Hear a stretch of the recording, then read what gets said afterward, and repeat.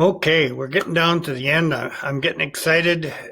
We're in our last of the attributes that Napoleon Hill talks about that you need to be successful. This is number 13.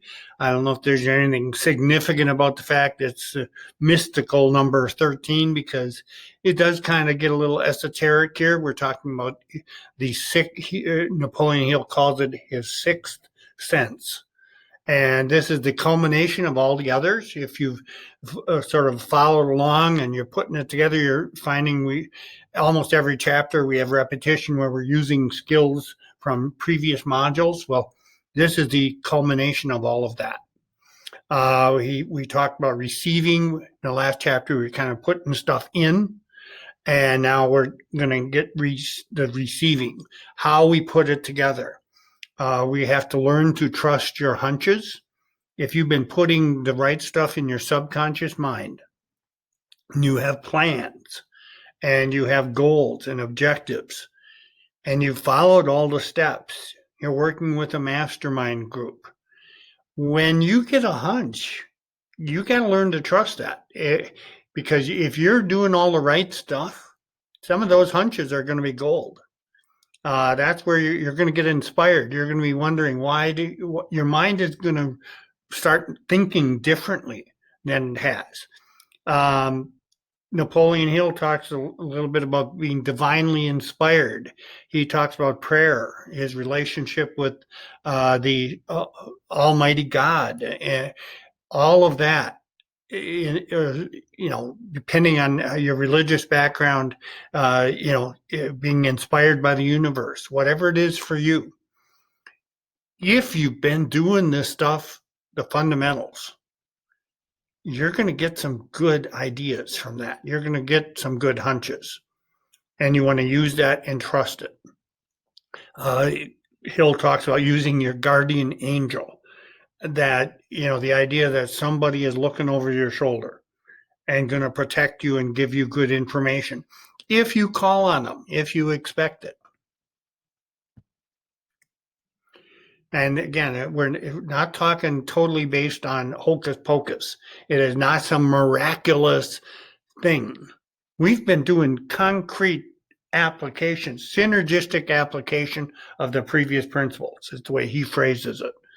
So that's why we didn't start with, if we started with this chapter, you'd probably throw the whole thing away thinking it's just bogus. But we didn't start with this. We did all kinds of other logical little steps along the way. And if you do all that stuff, it's not a surprise that your end results are going to be pretty miraculous. And that's kind of what we're talking about here. If you do the right preparation, proper preparation leads to success. That's true in sports. That's true in business. That's true in your personal relationships. If you will emulate greatness, this is, again, act smart and you will be smart. That's what smart is, acting intelligently, and you'll be intelligent. And as the great line from Tony Robbins, success leaves clues.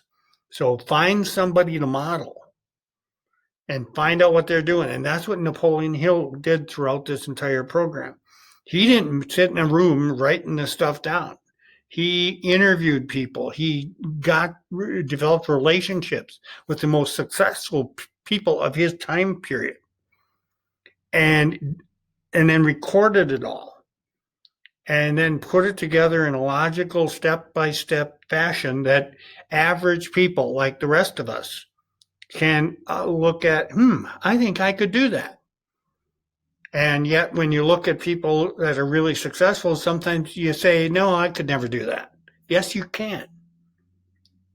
If you do it step by step and have a system. And that's what Napoleon Hill here put together.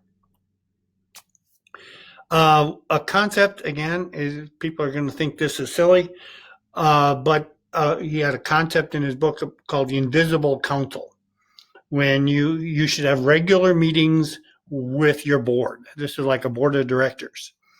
And you select people who are going to be on your lifetime board of directors. Now, is going to, again, be a little odd. Some of these folks are going to be alive, as some of them are going to be dead.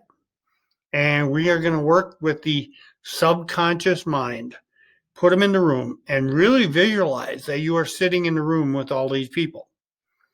And for me, now, again, he gave an example in his book and then tells you you should put your own board of directors together. And this is the actual board of directors I put together. And the reasons I have them in there. And every now and then we have a quarterly board meeting where we sit around and I try to think I'll go through what are all the big projects I'm working on. What would be the contribution? Try and imagine what each of the people on your board would probably recommend based on why you put them in there. For example, Winston Churchill, I have put in to my board because to me, he was the probably greatest person of the 20th century. Without him, we'd probably be speaking German or Japanese today. Winston Churchill, many people believe, sort of saves Western civilization back during World War II. He was known for persistence and determination. And as you saw, one of the big modules is persistence. Well, Churchill, if you read any books on, and again, you want to know something about the people you put into your board of directors. And I've read multiple books on Winston Churchill and feel I know what his take would be if I'm having a problem. Would he tell me to quit? I don't think so. So that's why he's there.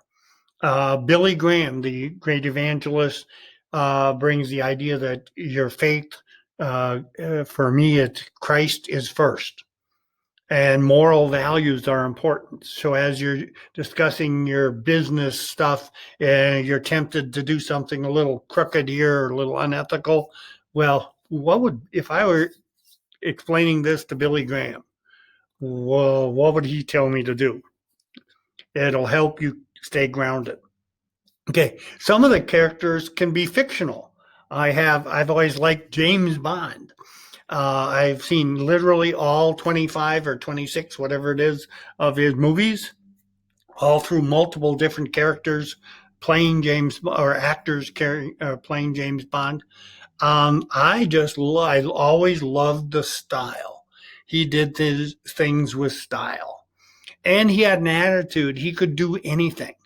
The world's about to come to an end and he'd go save it.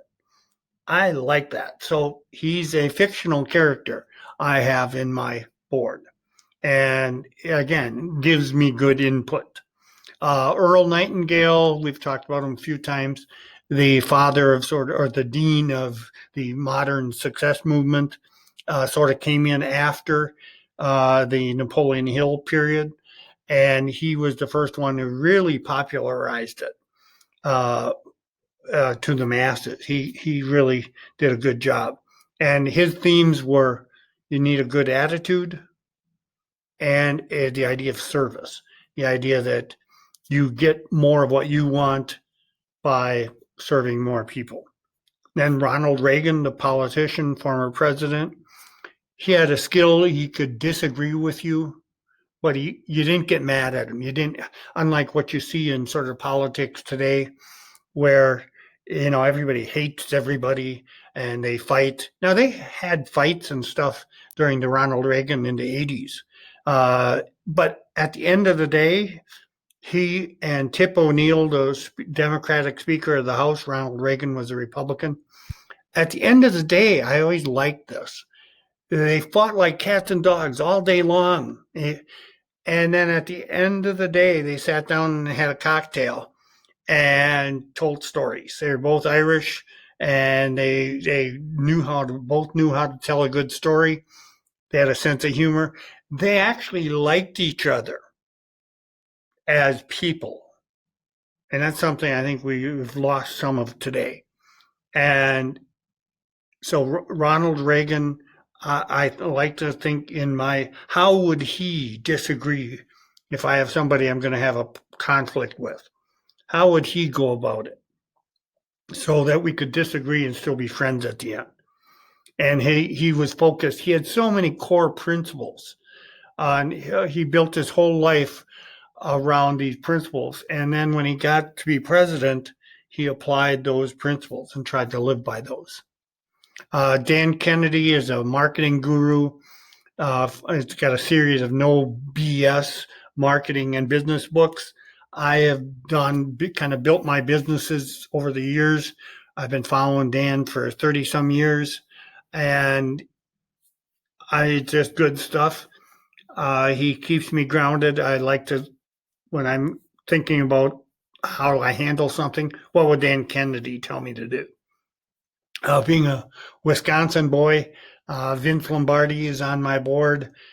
What did he teach? Excellence and fundamentals. Notice I didn't put winning in here. That it wasn't to me about winning. He was teaching excellence. If you are excellent, and then you're great, excellent at the fundamentals, the winning will take care of itself. And he kind of embodied that, and I like that. And finally, I have my dad in here who has passed away now for many years, over 40 years. And I always think in terms of, my dad was disabled. He had multiple sclerosis and was paralyzed 100% right after I was born. So we didn't have kind of the normal father-son relationship that most people do because he couldn't physically do it. But what I get from him,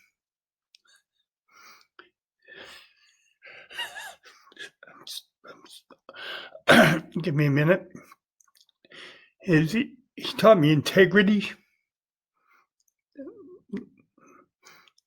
and always to remember my opportunity that I've had with my life that he never got. And so I am always thankful for what, again, I'm sorry, I didn't expect this, but I've had such a great life and he never had a chance because of something beyond his control. And yet I don't think I ever saw him depressed. He was never unhappy. He smiled a lot. And he didn't have a lot of stuff to smile about. To me, that's important attitude that I want to see in my invisible council.